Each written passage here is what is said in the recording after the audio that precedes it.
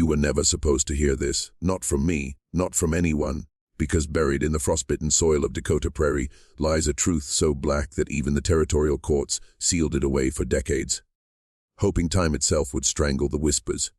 But time doesn't strangle. Time remembers, and what I am about to tell you will make you question not only the innocence of the frontier dream, but the hidden machinery of human corruption itself. February 14th, 1889, 4 souls left Fort Buford under the leadership of a man named Henrik Olsen. By the 5th day, only one returned. He staggered back through the iron gates of the fort with skin flayed by frostbite, lips trembling prayers about wolves, storms, and the cruel indifference of God. In his hand he clutched a pouch of gold coins that were not his. The officials believed him. The church forgave him. The newspapers celebrated him, because that is what institutions do. They sanctify the survivor and bury the victims.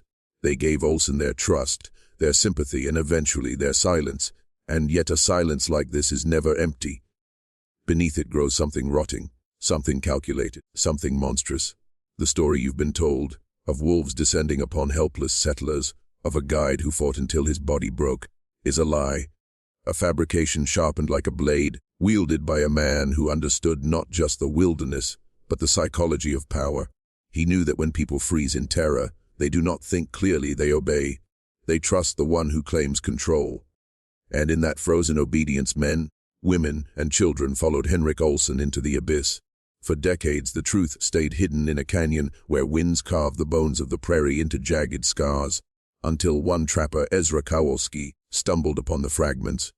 The burned wagons, the scattered belongings, the meticulous caches of supplies prepared long before any storm. What he uncovered forced officials to admit what they already knew but could never say. This was no tragedy of weather. This was design. Tonight I will show you that Henrik Olsen was not just a murderer. He was a mirror of how power corrupts, how systems protect predators, and how men who master control of fear can twist the destiny of nations. The Dakota Prairie looks endless when you first stand upon it. A sheet of white stretching to the horizon, broken only by skeletal trees and the occasional black snarl of a bluff. The wind doesn't just cut, it screams, as if the land itself resents the weight of human ambition pressing down upon it. To settlers, this place was meant to be Edenly, soil-rich with promise, sky-open with freedom. But those who truly lived here, Lakota, Mandan, Hidatsa, knew better. They called it a place of spirits, where the ground swallowed the arrogant and returned only silence. Henrik Olsen convinced 23 others to follow him into this silence. They were not poor, desperate peasants clawing for survival. They were educated, devout, some even wealthy enough to have stayed in comfort back east. Yet Olsen spoke to them with a conviction that no scripture could match. He told them of untouched land, of hidden routes west, of God's favor upon the brave.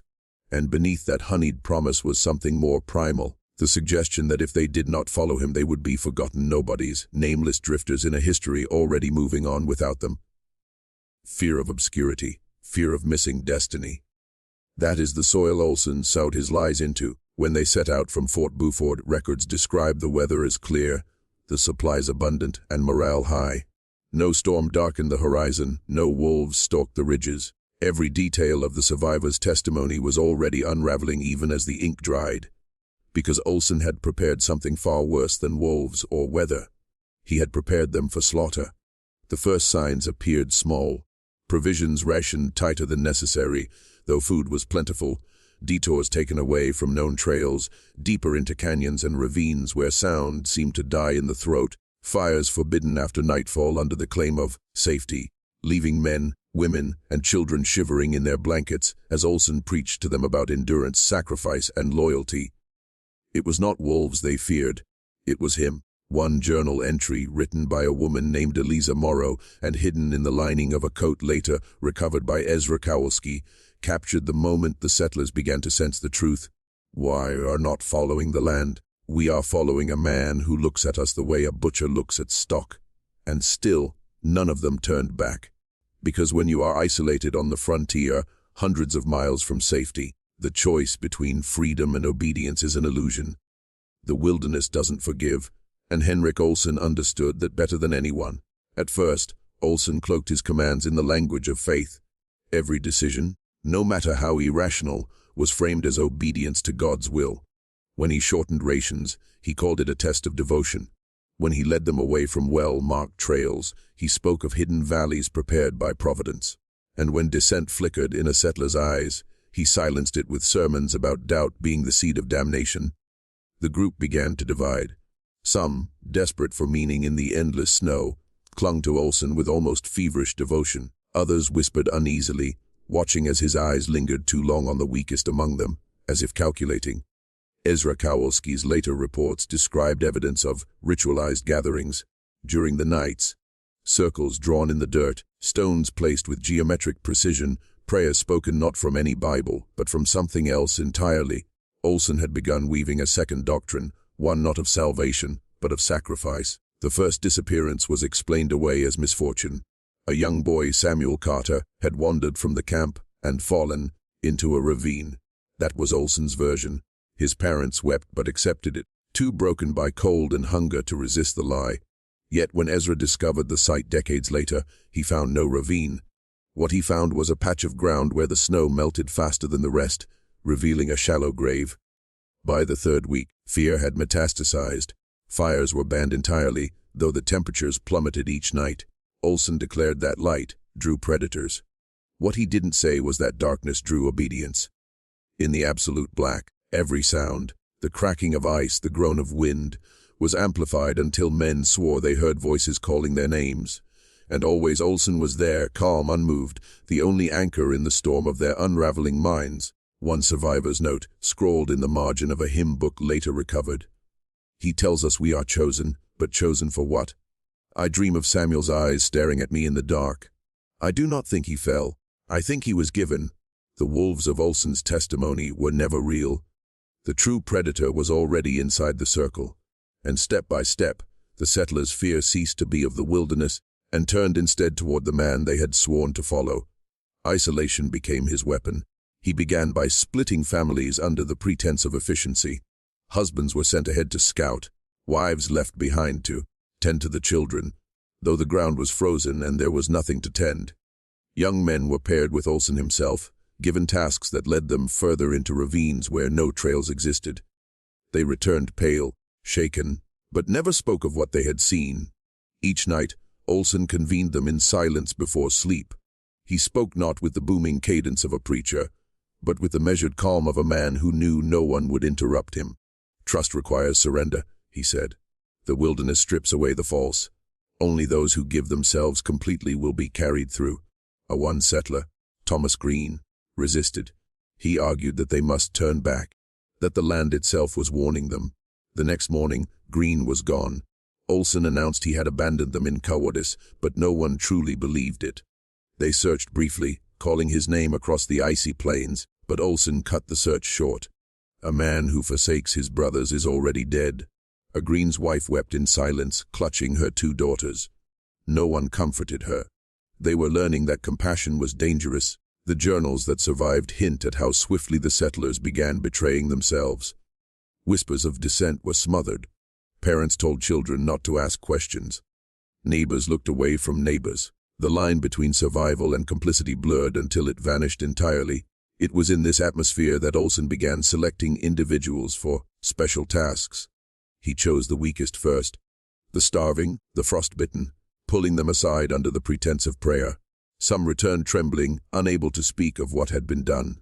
Others did not return at all. Later, Ezra would find scraps of clothing knotted into trees miles from the main trail, as if the missing had been tethered like animals before being consumed by something far worse than the elements. By now, the settlers were trapped in a cage without bars. The wilderness provided no escape, and within their dwindling circle, Olsen's presence was absolute. He didn't need chains or weapons. He had something stronger, the certainty that no one could survive without him. And the moment they believed that, their fate was sealed. The night of February 27th was the turning point. The wind howled across the prairie like a warning, rattling the wagon frames until they groaned like coffins being pried open. The settlers huddled together in the dark, no fire to shield them, only the thin breath of lanterns smothered by cloth. That was when Olsen announced that one among them was chosen. He spoke calmly, without passion, as if dictating a fact already written. God has demanded a sign of faith, he said. One must be given, so the rest may endure. His eyes swept the circle, pausing not on the strong but on the frail, on those who could not meet his gaze. Finally, he placed his hand on the shoulder of a man named Isaac Bell, a widower who had joined the expedition with hopes of starting anew. The camp erupted in protest. Mothers clutched their children, men shouted that this was madness. But Olsen stood unmoved, letting the storm rage around him until it broke on its own exhaustion. "If you resist," he whispered, "you condemn us all. If you obey, you will be blessed." No one stepped forward to defend Isaac. Not even Isaac himself. What happened next was not recorded in detail, but fragments remain, a torn hymn book with pages blackened by blood, a circle of stones discovered years later in a clearing where no natural fire had ever burned, and the testimony of the lone survivor, who admitted only that the sound of it carried on the wind for hours. By dawn, Isaac was gone. In his place, Olsen preached a sermon about renewal. He told them the sacrifice had sealed their covenant, that they were no longer wanderers but chosen. And when the sun broke weakly through the clouds, no one dared question him. The silence was not born of faith, but of terror. Ezra's later excavation revealed something even darker. Beneath the stones of that clearing, he found not just bones, but tools, knives carefully sharpened, ropes coiled with precision, and traces of food stores hidden nearby. This was no desperate act of survival. It was premeditation. That night, a line was crossed. The settlers ceased to be travelers on a journey.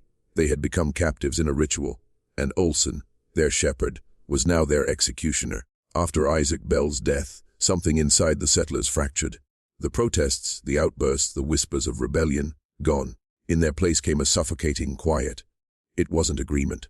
It wasn't belief. It was paralysis. Olsen exploited that silence like a craftsman. Each morning he gathered them in a circle and forced them to pray aloud. Not to Christ, but to the path. He told them the wilderness was a crucible, stripping away weakness until only the chosen remained. And to his chosen he promised a harvest of gold, land, and eternal life. Some clung to those words with desperation. Others mouthed them like prisoners repeating their captors' demands. But all obeyed, because by then they had witnessed what disobedience meant. The children were the first to bend.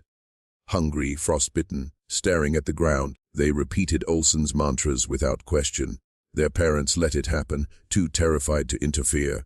Ezra would later write, "The journals I recovered did not read like the writings of settlers. They read like the confessions of prisoners trying to convince themselves of the righteousness of their cage." Supplies, though carefully hidden in Olsen's private caches, were rationed to near starvation. He doled out food as reward for obedience, withholding it as punishment. One settler, Eliza Morrow, noted in her secret writings, "We are starving not because there is no food, but because he wants us hollow. Hollow men, hollow women, hollow children, ready to be filled with whatever he desires." And it worked. By March, no one questioned the disappearances. A child gone in the night was explained away as lost to the wind. A man who never returned from a scouting mission was declared taken by the wilderness. The words themselves became ritual. Recited, memorized, deadened, but cracks still appeared. Eliza's journal reveals one chilling moment, a whispered exchange between her and another woman, Martha Green, the widow of Thomas. Martha asked, "What if we are not lost? What if we have been delivered into him?" Eliza wrote that she had no answer, only the weight of Martha's eyes. Two wells of grief staring into an abyss. It was then Olsen shifted again. He no longer asked for obedience. He demanded participation. He told them salvation required not just endurance, but action, and for the first time the settlers themselves would be made to choose who lived and who died. The first command came quietly, almost tenderly. Olsen gathered them at dusk, the sky bleeding crimson behind the ridges, and told them the covenant demanded another offering. But this time, he said, it could not come from his hand alone. Faith must be proven by all. He declared, "One man's devotion cannot redeem 23 souls." He singled out a young couple, Nathaniel and Clara Reed. They had been married less than 2 years, their infant swaddled against Clara's chest, silent from hunger. Olsen announced that the child had been chosen. Gasps erupted, muffled by hands too afraid to rise in protest. Nathaniel collapsed, begging, clutching Olsen's boots. Clara sobbed into the baby's hair, rocking back and forth. Then Olsen turned his gaze outward toward the rest of the circle. "You will decide," he said. "If your faith is true, you will act. If your courage fails, we all will perish." For hours they sat in silence. No one moved. The prairie groaned around them, the sky blackened, and still Olsen waited. At last, one of the settlers, Martha Green, the widow whose husband had vanished weeks earlier, stood.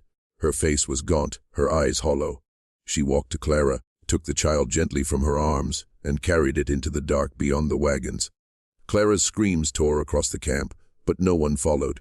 No one intervened. When Martha returned alone, Olsen placed his hand upon her head as though anointing a saint. "Now we are bound," he whispered. From that night on, the settlers were no longer merely witnesses. They were accomplices. Each disappearance was no longer Olsen's act alone, but a burden shared, silently distributed among trembling hands.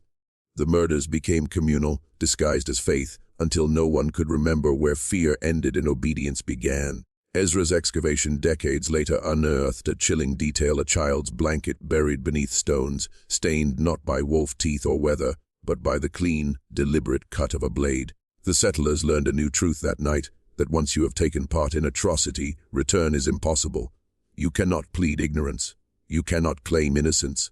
You can only descend deeper. And Olsen, with a predator's patience, led them further still. After the child's death, Olsen no longer needed to command openly. He began to seed doubt instead. Subtle, poisonous questions whispered at dawn or murmured while walking beside the weary. Why does he linger at the back of the line? Why does she keep her coat so tightly wrapped? Why does that family eat more than they are given? The accusations were never spoken as orders. They were suggestions, and that made them more powerful. Suspicion took root quickly among the half-starved and half-frozen. Mothers eyed neighbors' satchels. Men counted the bites of bread their companions chewed. Even prayers became hollow performances, each settler glancing sideways to see who faltered in recitation. Olsen encouraged these fractures with careful precision. He divided the camp into watches, insisting they guard against predators in the night.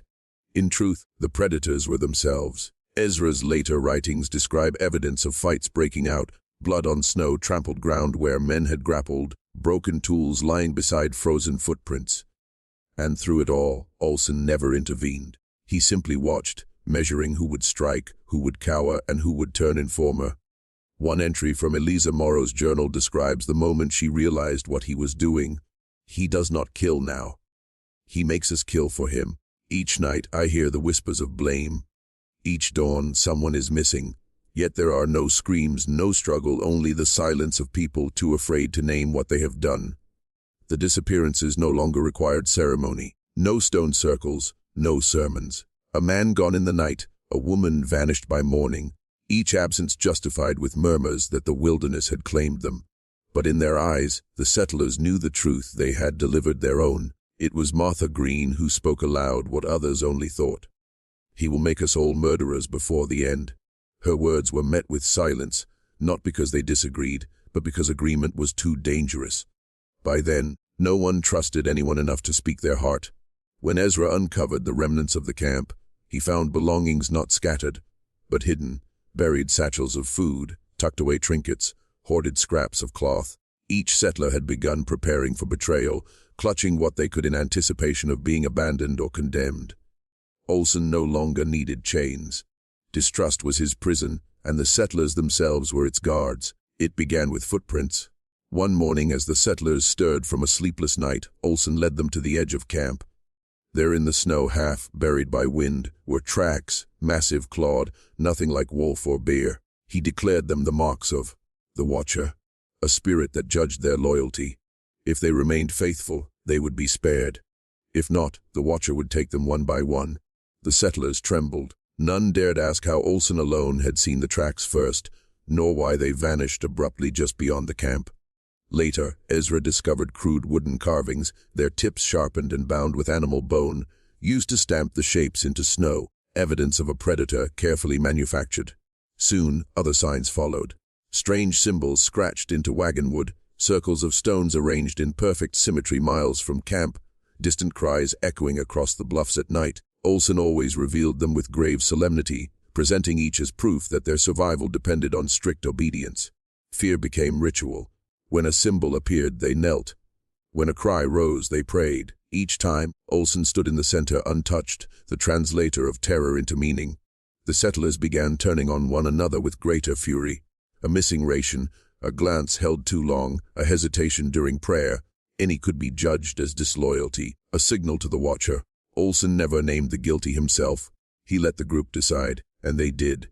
With trembling hands, they pointed, accused, condemned. Always someone weaker, always someone who could not fight back. One journal fragment describes the horror plainly. We slaughter ourselves to appease a phantom he has built. And yet, even as I write this, I hear the cries in the wind and cannot say they are false. Fear makes them real. By March's second week, the settlers no longer needed Olsen's direct command. They enforced his will themselves, desperate to avoid being chosen. The Watcher had become their god, Olsen its prophet, and dissent a death sentence. When Ezra excavated the final camp, he found totems. Wooden effigies hung from trees, carved with distorted faces. They swung in the prairie wind like hanged men, creaking softly, as though mocking the silence of the dead. The settlers were no longer fleeing wolves or storms. They were fleeing judgment, and the only absolution was blood. By mid-March, survival was no longer measured in food or warmth, but in submission. Olsen announced that each settler carried hidden sins that drew the Watcher nearer. If they wished to live, those sins had to be named aloud. The first confession came haltingly. A young man admitted stealing an extra ration of flour. Another confessed lusting after a woman who was not his wife. The group listened silent, while Olsen nodded as though each admission pleased him. Then came the punishments, kneeling in the snow until skin blistered from frost, walking barefoot across frozen ground, striking one another under Olsen's gaze. The sins did not matter. What mattered was the surrender. Every evening the circle of confessions grew darker. A woman whispered that she had thought of abandoning her child to save herself. A man admitted he had prayed for Olsen's death. These were not crimes, they were thoughts born of despair. But Olsen turned them into weapons. He had the group decide the punishment each time, binding them deeper into complicity. Ezra would later write, "The settlers were made not only to bleed, but to cheer the bleeding." That was the genius of Olsen's cruelty. He taught them to rejoice in their own degradation. For children were forced to watch their parents kneel. Husbands struck wives, wives struck husbands, and none dared resist. To refuse was to risk being named as the next offering. One journal fragment scrawled in near illegible script, "I struck him. My hand still shakes. But if I had not, they would have struck me instead." The rituals left scars deeper than frostbite. By day, the settlers trudged onward, silent, hollow-eyed.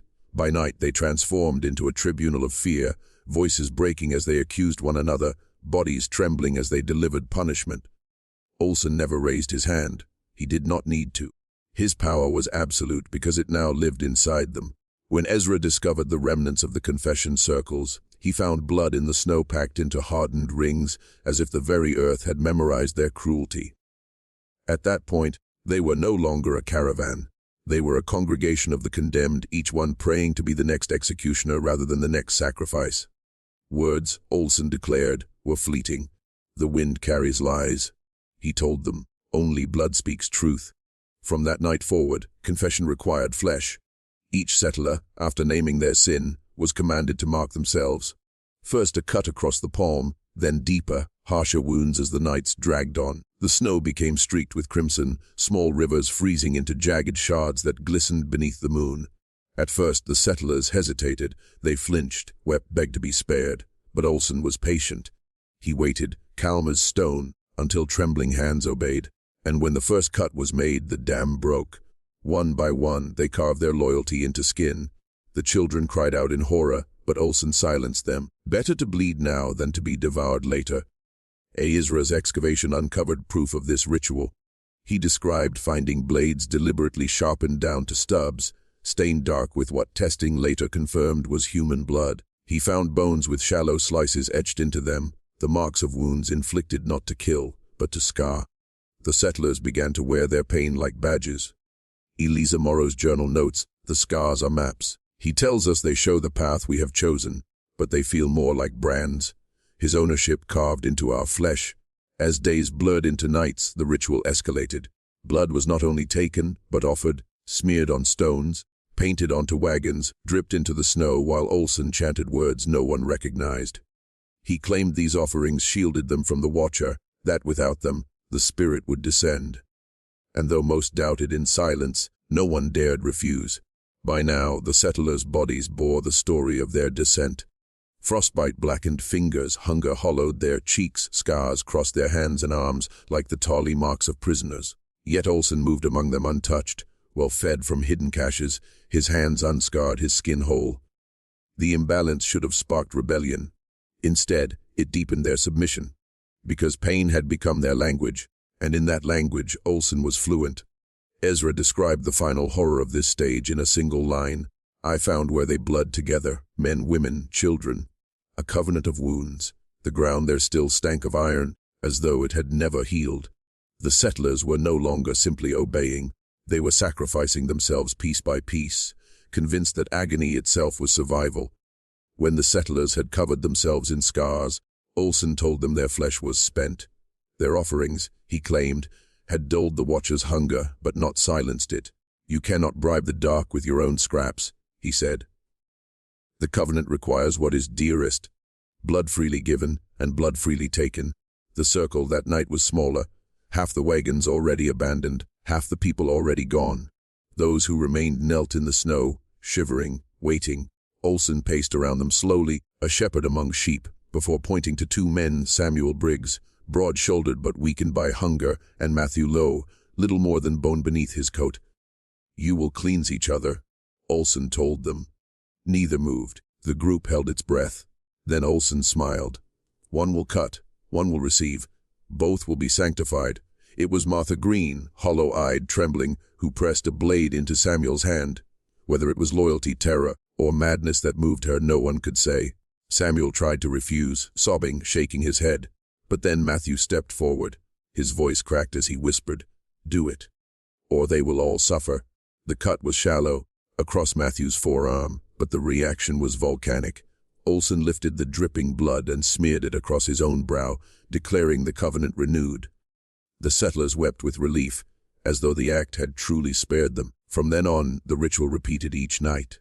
No longer just self-wounds, but chosen pairs, one to strike, one to bleed.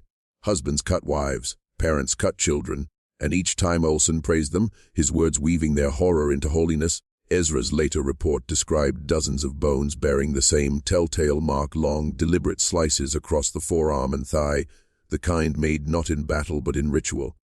Among the remains he found bowls carved from wagon wood, blackened with residue. They had caught the blood, preserved it, consumed it. One of Eliza Morrow's last entries reads, We drink each other to live. I do not know whose blood I swallowed tonight, but I feel it burning through me still. Perhaps it was my husband. Perhaps my child. I no longer ask. At that point, survival was no longer the settlers' goal. They had been transformed into participants of a liturgy older and crueler than themselves, chained to it by terror and by the blood that bound their trembling hands together. And Olsen, untouched, unscarred, stood at the center, radiant in their devotion, as though their pain were the only nourishment he needed. The night Olsen declared blood no longer enough, the air was still as glass. The settlers knelt in their circle, scarred and hollow-eyed, the snow beneath them streaked from weeks of ritual. Olsen lifted his arms as if summoning the sky itself and spoke. The Watcher is not appeased. He will not be sated by scratches or drops. He demands wholeness, a life for a life. At first, no one moved. The group had grown too used to bleeding without dying. Death, for all its looming presence, had not yet been a deliberate offering. Whispers rippled across the circle, fragments of protest, prayers, begging. But Olsen's voice cut through them, calm, commanding. If you will not give, he will take. Better to choose than to be chosen. It was then that Martha Green stepped forward again, the widow who had carried the Reed's child into the dark. Her face was gaunt, eyes wide and glassy, but her voice was steady. Take me, she said. If it spares the rest. Olsen shook his head. The covenant does not accept what is offered too easily. The Watcher desires struggle. He desires sacrifice. He turned his gaze slowly across the circle before settling on a boy, James Holloway, only 12 years old, shivering beneath a ragged coat. The child's mother clutched him, screaming, but the settlers, bound by terror and by ritual, moved as one. Hands pried the boy away, ignoring his wails, ignoring his mother's shrieks. That night, the first true sacrifice was made. Ezra's excavation confirmed it, bones smaller than the rest, fractured by deliberate blows, buried at the very center of the camp's remains. He wrote, "It was not the wolves. It was not starvation. It was their own hands that ended him." After that, Olsen needed no persuasion. The settlers had crossed the final threshold. They killed again and again, sometimes chosen by lots, sometimes by whispered accusations of disloyalty, sometimes at Olsen's word alone. Each death was dressed in ritual chanting, smearing blood on faces, arranging stones around the body. They believed each sacrifice bought them another day. Elisa Morrow's last surviving journal page ends mid-sentence. "We have become the devourers of ourselves. Every prayer, every hymn is a blade. Every breath we take is stolen from another. I no longer." The ink trails off into a jagged smear, as though the page had been torn from her trembling hands. By April, fewer than a dozen remained. They had devoured their food, their bodies, their trust, and now their children. Yet still Olsen stood at the center, clean, unscarred, untouched by grief, watching as his congregation dwindled into ash and bone. By April's final week, the camp was a ruin. The wagons stood like skeletons against the prairie wind, half-burned, their canvas shredded. Only 9 settlers remained, bodies wasted, eyes sunken, every step a stagger. The rituals had consumed everything: food, children, sanity, and still Olsen demanded more. But a silence had settled over them, a silence heavier than prayer. They no longer wept. They no longer begged. They simply obeyed, hollow as the effigies that swung from the trees. Olsen mistook this silence for loyalty. He did not see it for what it was: the stillness before a blade strikes. It was Martha Green who broke first. She had carried the Reed child. She had handed Samuel the knife. She had stood through every ritual. But one evening, as Olsen raised his hand to name the next sacrifice, Martha spoke, not in obedience, but in fury. "No more." The words cracked like thunder. Heads lifted, eyes widened. Olsen turned slowly toward her, his smile calm, indulgent, as though humoring a child. "You cannot stop the covenant," he said. "Without it, none will survive." But Martha did not kneel. For the first time since that winter began, she stood straight, her body trembling but her voice steady. "Then let it take me. But I will not raise another hand for you." Something shifted in the circle. The others looked at her, then at Olsen, then back again. The silence deepened, grew sharp. Olsen sensed it at last. His smile faltered. Ezra's excavation found evidence of struggle in this final camp: overturned stones, blood splattered not in ritual rings but in chaotic bursts, weapons broken in half. Forensic marks on bones suggested wounds of defense, slashes on arms, blunt fractures to skulls. This was not ceremony, it was revolt. Elisa Morrow's final journal fragment, written in a desperate, jagged hand, describes the moment. "We turned on him. God forgive us, we turned." He cried out not to the watcher but to us. His voice was only a man's, no more. Only a man. Whether Olsen was killed outright or fled into the plains, Ezra could not determine. His body was never found. What he did find was stranger still: a stone altar blackened by fire, the remains of burned effigies, and scattered around it, the bones of the settlers themselves. The revolt had come too late. Hunger and winter claimed the survivors, leaving only ash, char, and whispers in the wind. Ezra closed his account with a chilling observation. Olsen did not need to live on in flesh. He lived on in the hands of those he broke. Even in death the covenant endured, etched into scar, into soil, into the memory of violence that could not be buried. Ezra believed at first that he was merely documenting, that the bones, the journals, the effigies, all of it, were fragments of a horror sealed by snow and time. But the longer he stayed at the dig site, the less certain he became. The wind carried voices. At night he heard the cadence of prayers, broken and murmuring, as though rising from beneath the soil. More than once, he swore he saw footprints circling his tent, clawed, inhuman, pressed fresh into the dirt though no storm had fallen. And once, in the gray before dawn, he woke to find stones arranged outside in a perfect ring, each smeared with something dark and wet. He wrote, "I am certain I was alone." Yet the covenant remakes itself. His final notes are fragmented, hurried. He describes dreams of standing in the settlers' circle, his hands scarred though he had never cut them. He speaks of Martha Green, of Elisa Morrow, of the child James Holloway, each one appearing to him, silent, eyes blackened with soot. He insists Olsen was always nearby, never as a ghost but as a presence in thought. Hay whispers not from beyond but from within. A man's words do not die when buried in flesh. They live on in the mouths that repeat them. Ezra's excavation ended abruptly. His colleagues reported his tent abandoned, his journals scattered, his tools rusting in the prairie mud. No body was ever found. Only his last written line remained, scrawled across the inside of his journal cover, as though he had no time left to open it. The covenant does not end. It only waits for those willing to kneel. And so the circle closed. The settlers vanished, Olsen vanished, Ezra vanished. But the scar remains in the prairie, in the soil, in the silence. To kneel there is to feel the weight of their voices pressing against your own, urging, whispering, pleading, until you cannot tell whether you are remembering or being remembered. The prairie does not forget. Even now, when the grass bends under summer wind and the snow has long melted from the gullies, travelers speak of a hush that falls in certain hollows. Birds do not call there, coyotes will not cross, horses balk and refuse to pass. Local ranchers tell stories of finding strange things after storms, rings of stones rising clean from the mud, wooden effigies tangled in barbed wire, symbols carved into fence posts though no hand admits to making them.